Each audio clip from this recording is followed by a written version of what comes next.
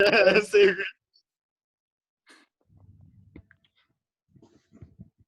¿Qué tal, compañeros? Nosotros somos el equipo uno, pertenecientes a la Universidad Tecnológica del Valle de Toluca, y vamos a exponer el tema acelerómetros.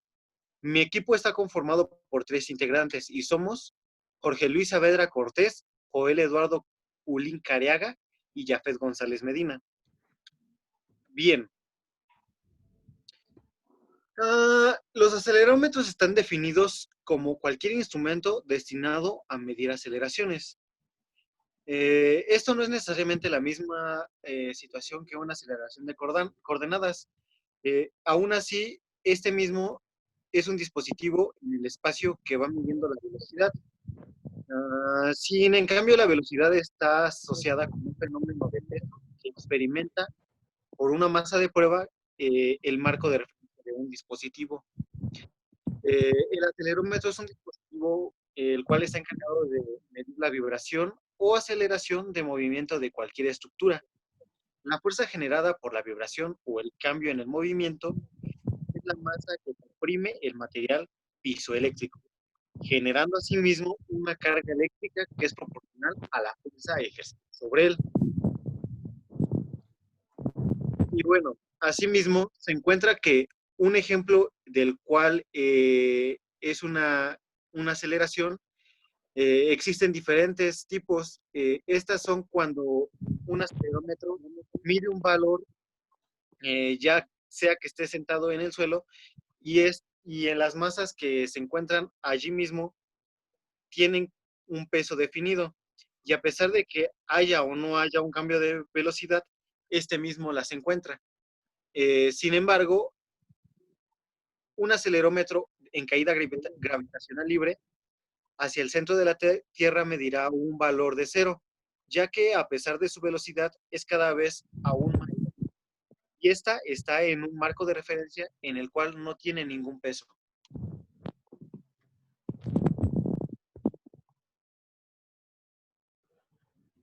Y bueno, existen diferentes usos en los cuales se le puede dar al acelerómetro, y estos mismos se van clasificando en los campos de trabajo. Existen los científicos, los de investigación para la medicina, los de investigación para la biología y para la tecnología. Los usos del acelerómetro en el campo científico son mediciones de laboratorio, y estos son, por ejemplo, los test de la posición de un cuerpo, entre otros. En cuanto al uso en la investigación de la medicina, existen los análisis de movimiento de pacientes en silla de ruedas o de personas con capacidad de movimiento reducido. En cuanto a la investigación dentro de la biología, existe la interpretación de patrones en los movimientos de animales. Y por último, mencionado anteriormente, el uso del acelerómetro en el campo de la tecnología es, por ejemplo, tomar cambios en la posición de un dispositivo para generar una respuesta del usuario o realizar una actividad. Por ejemplo, existen teléfonos inteligentes. Al cambiar el sentido de la posición de pantalla, varía de la vertical a la horizontal y de la horizontal a la vertical, etcétera. Bueno, el acelerómetro mecánico es el más simple. Este se constituye uniendo una masa de un diámetro cuyo eje está en la misma dirección que la aceleración que se desea medir. Y de acuerdo con la ley fundamental de la dinámica o la segunda ley de Newton, se representa con la presente fórmula en la diapositiva.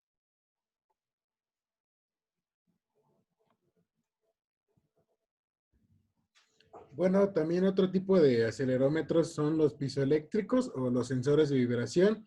Y nos dice aquí que hay dos tipos de este tipo de acelerómetro. El primero de ellos es el de salida de carga alta impedancia. Nos dice que en este tipo de acelerómetros está hecho de cristal pisoeléctrico, el cual genera una carga eléctrica que está conectada directamente a los instrumentos de medición. Nos dice que también este tipo de acelerómetros son usados en alta temperatura de hasta 120 grados centígrados. El segundo tipo de acelerómetros es el aerómetro de salida de baja impedancia. Bueno, este tipo de acelerómetro se usa principalmente en la industria y el cual incluye una carga en su extremo delantero, así como un minúsculo microcircuito integrado y una transmisión FET, que es de efecto de cambio. Este convierte una carga de tensión baja, de baja impedancia, que puede fácilmente aumentar estándarmente. También tenemos otros tipos de acelerómetros, como ese acelerómetro de Fajal, el cual utiliza una masa sísmica donde se coloca un imán y un sensor de efecto Hall. Este detecta los cambios en el campo magnético. Otro tipo de acelerómetro es en el de condensador, el cual mide el cambio de capacidad eléctrica de un condensador. Esto se hace mediante una masa sísmica situada entre las placas del mismo, que al moverse cambian la corriente que circula entre las placas del capacitor. Bueno, aquí tenemos algunos puntos para elegir nuestro acelerómetro. Alguno de ellos es la amplitud de vibración que se va a monetizar, el rango de frecuencia que se va a monetizar, el rango de temperatura de la instalación del mismo, cuál es el tamaño y la forma de muestra en el cual se va a monetizar, si existen campos electromagnéticos, si hay corrosión, los tamaños de la instalación, etcétera.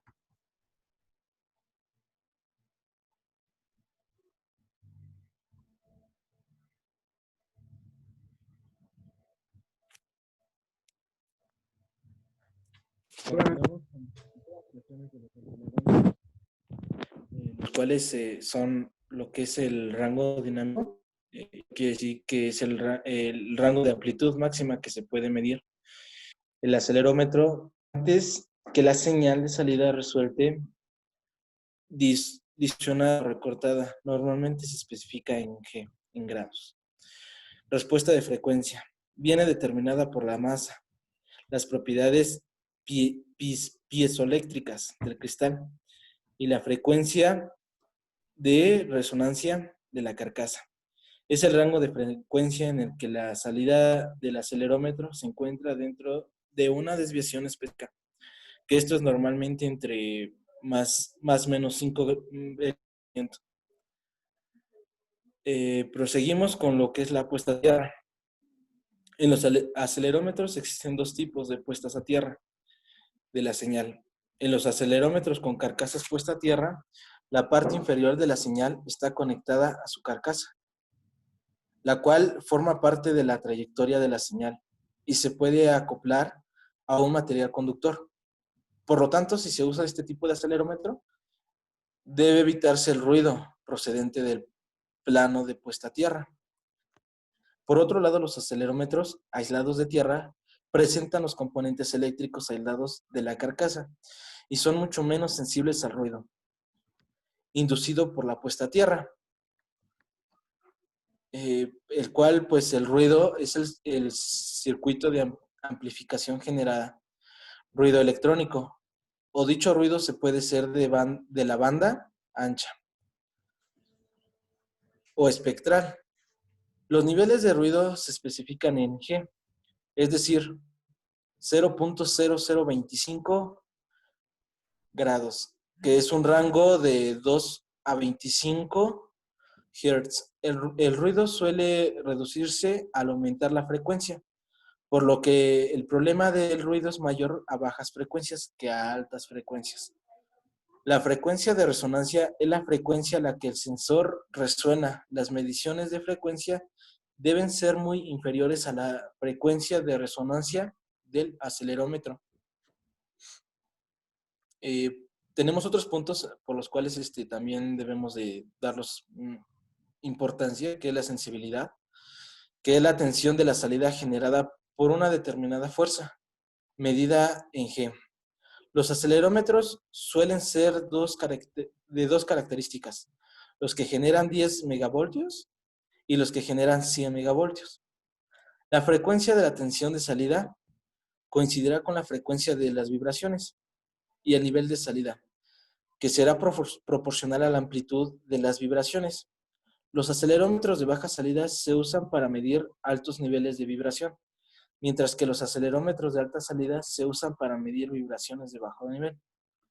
La sensibilidad de temperatura es la sensibilidad de tensión por cada grado de temperatura medida.